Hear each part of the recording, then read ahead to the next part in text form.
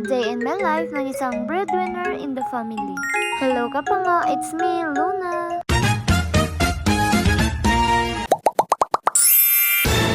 For today's vlog kapango, maraming ganap today kaya sana tapusin yung aking video. So dito nga part pala kapango, andito na ako sa office tapos na-prepare na ako ng aking kanin at saka syempre yung ating baon na baboy. Excuse me po sa hindi kumakain ng karning baboy and i-flex ko lang yung cellphone kong palaging lag.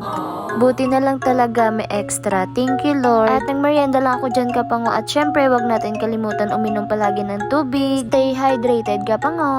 So after nga pala namin dyan magmerienda kapango, may nag-payment na client so magde-deposit kami sa Union Bank sa General Luna Street po dito sa Iloilo City. At tingnan nyo kapango yung paligid, di ba malinis? Dito lang yan sa Iloilo City. Nandito na kami sa Union Bank kapango tapos may nakita akong Christmas tree. O di ba feel na talaga natin yung Christmas. Fast forward kapango, pagkatapos namin sa Union Bank, pupunta naman kami sa ROD or sa Registry of Deeds. Nag-request lang pala kami dyan kapango ng CTC of Title. And before kami umuwi kapango, bumili ako dyan ng nilupak na saging. Familiar ba kayo nito kapango? Paki-comment nga kung kumakain ka nito. At pa-comment na din kapango sa aking mga viewers dyan, sa mga supporters ko kung saan na umaabot ang aking video para malaman ko kapango kung saang lugar na napupunta yung aking vlog. Kasi po kapango, nakikita ko sa aking insight sa aking mga vlog or mini vlog, pinapadala po ako ni Lolo Mita sa non-followers ko po. Yes po kapango, mas mataas po yung percent ng non-followers ko sa mga nanonood ng aking mga video. Kaya maraming salamat po sa nanonood. Sana di kayo magsawa sa inyong pango. Siya, fast forward kapango, andito na nga pala ako sa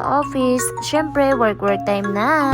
And syempre no, hindi makalimutan yung pag-lip tint. Aw na no. Ba, para kahit lip tint lang, fresh ang atake ng inyong pango. Aw na no, san banda yung fresh be? Syempre, char-char lang kapango para matawa naman kayo sa aking vlog. So, dito nga pala nga part kapango, nag-update lang pala ako dyan ng aming daily expenses para po sa aming office at saka sa Cebu. Yes, kapango, kung bago ka lang sa aking video, yung main office po namin is sa Cebu and yung dito sa Iloilo, branch lang po. Siya, fast forward kapango, pauwi na pala kami nito, so umuulan. Obvious naman kapango, no? Char, pala away. Andito na ako sa aming boarding house kapango, so may nagbigay sa atin ng, ewan ko kung ano ito, wow, hotdog. Ewan daw, pero alam na, aw na no, nakain na nga eh. So, thank you nga pala man ng Apple sa hotdog. Thank you for sharing your blessing. May God bless you more. So, ito nga pala kapango lahat yung binigay sa akin. Binigyan ko lang po dyan si Sis Cha ng 5 din sa akin, tapos yung 3 sa